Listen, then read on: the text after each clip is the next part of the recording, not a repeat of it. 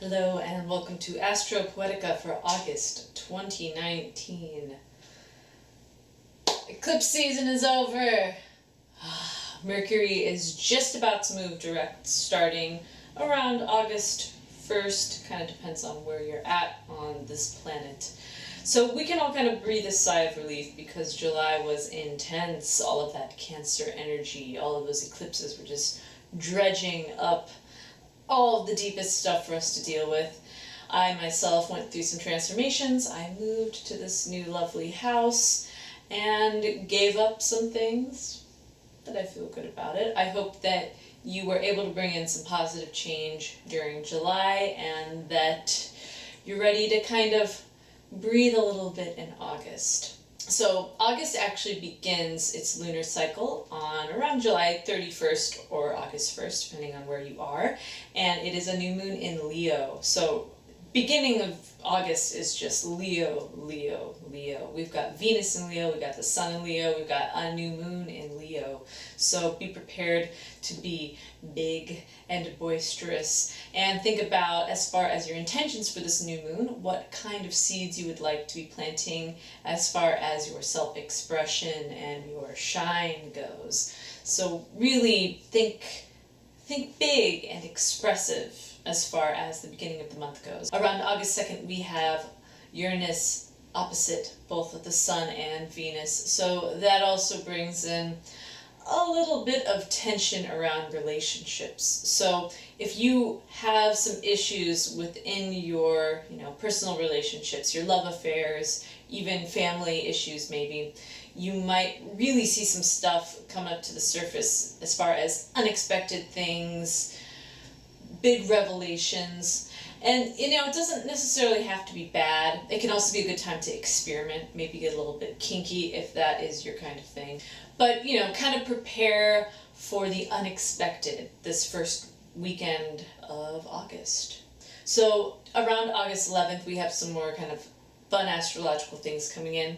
We have got Jupiter going direct again in Sagittarius, which is really wonderful because Jupiter is right at home in Sagittarius. This is where it is at its highest vibration. This is where it is supposed to be. So we're going to see some momentum coming back after what maybe was a kind of slow, strange July.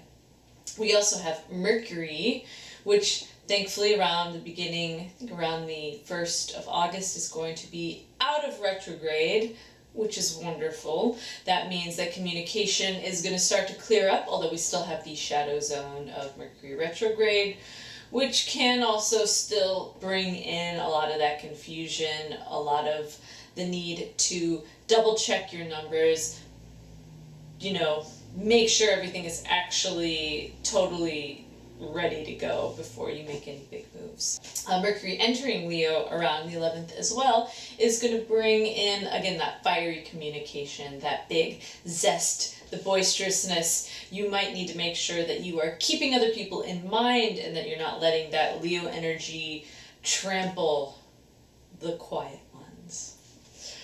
So the other big news that we have going on in August is Uranus is going to be going retrograde.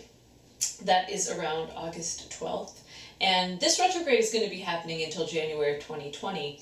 And, so Uranus has been in Taurus, but it's actually going to retrograde very briefly back into Aries. And that is going to bring up actually a little bit of the old Uranus and Aries energy that began around 2008. So you might want to go back in time to 2008 and think about what lessons you are putting the final touches on. And this is, again, going to go until January 2020. So it's actually not a bad thing to have Uranus retrograde. A lot of times it gives you an opportunity to make changes that are within yourself. Sometimes it's actually easier to change your life from within instead of waiting for the external world to blow it up for you. So take this next 6 months as an opportunity to really see how your actions are creating your life. And take the time to maybe change some of your actions so that you are really manifesting what you want to be manifesting. So we also have the full moon in Aquarius on August 15th.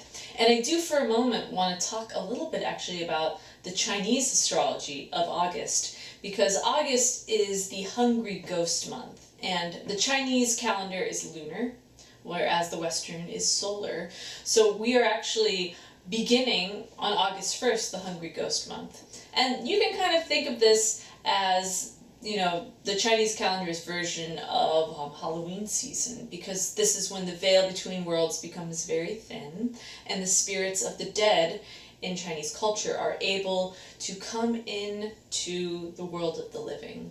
And it all culminates on that full moon in Aquarius on August 15th. So this full moon might be a little spooky. It's a very good time to be releasing, and it's a time to be very mindful of the energy that you are bringing in. It's actually not a really good time to do any manifestation.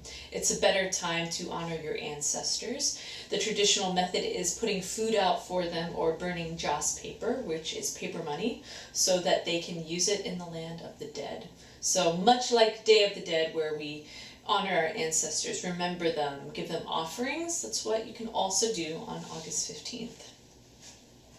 So I would say this full moon, exorcise any demons, practice psychic self-protection, and by all means, release. So the end of August, we get out of some of that Leo vibe with a lot of Virgo energy flowing in. So while the first part of August might be a time to just like be boisterous, it might be a little bit more social, we're also going to have Virgo coming in to get everyone serious again, just in time for, you know, the new school year, for the changing of the seasons that's right around the corner.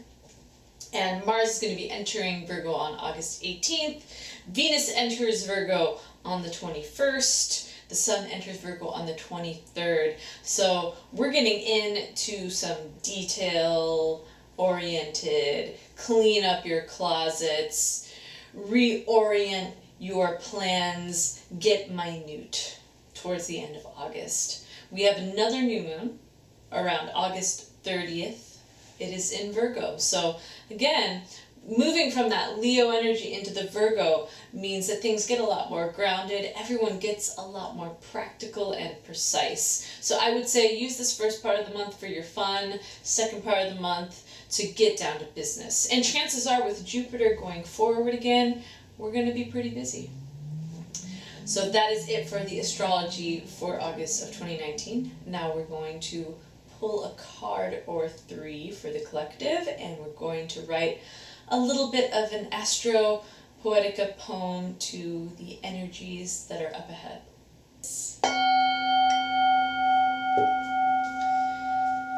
May these cards bring the collective the answers they're searching for. May they be blessed by the spirit guides, the guardian angels, the beings of light and high vibration that surround all who see these cards for the greatest good of all involved.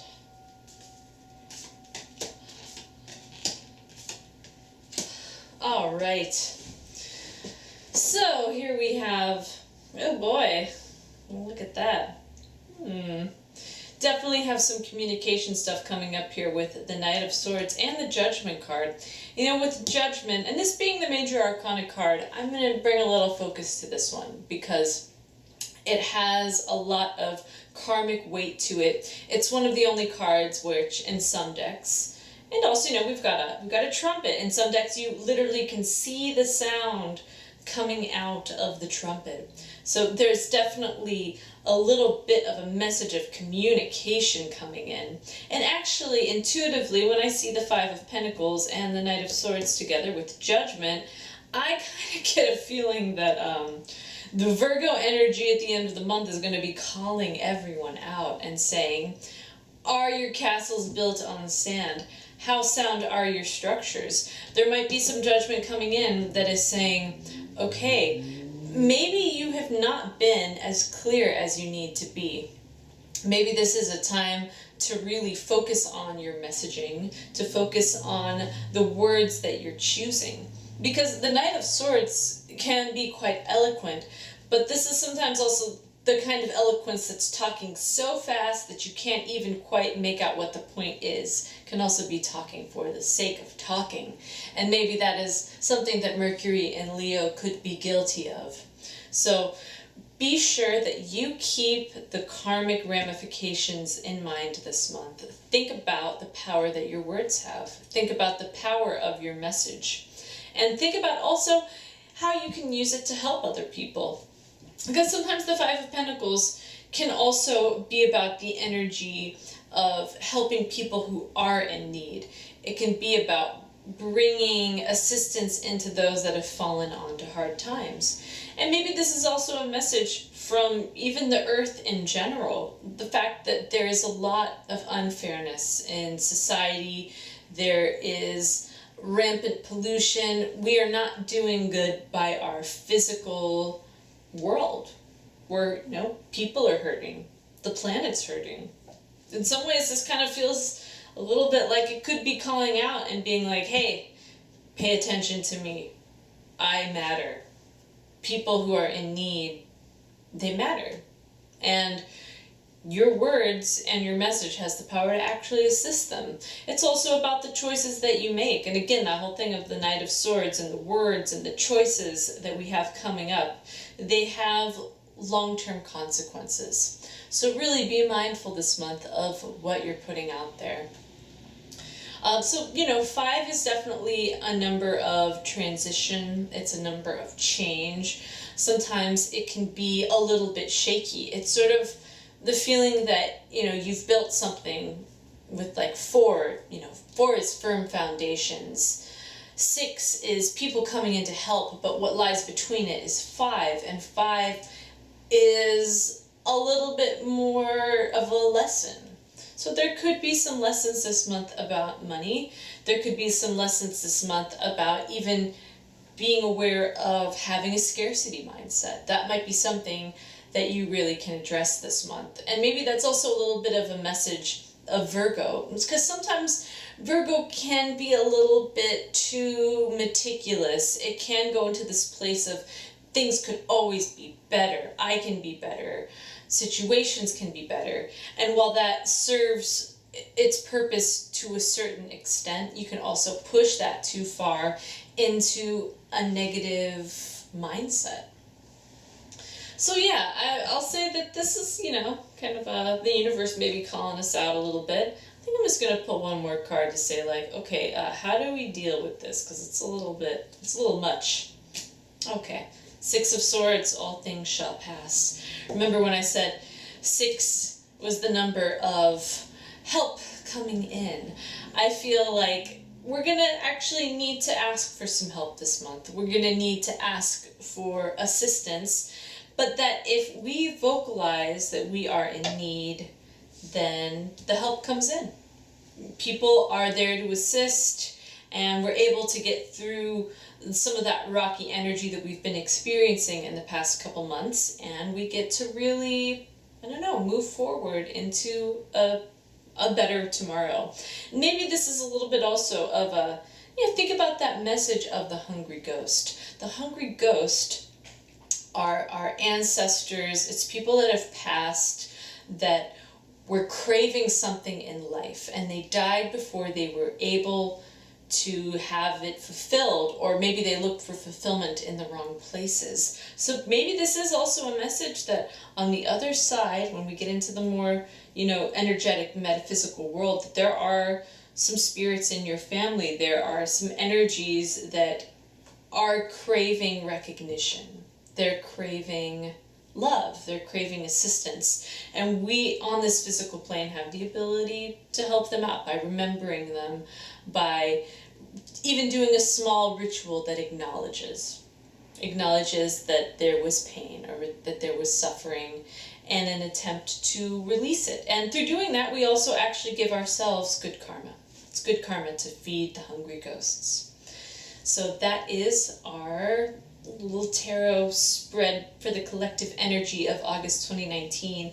And now we will do a poem.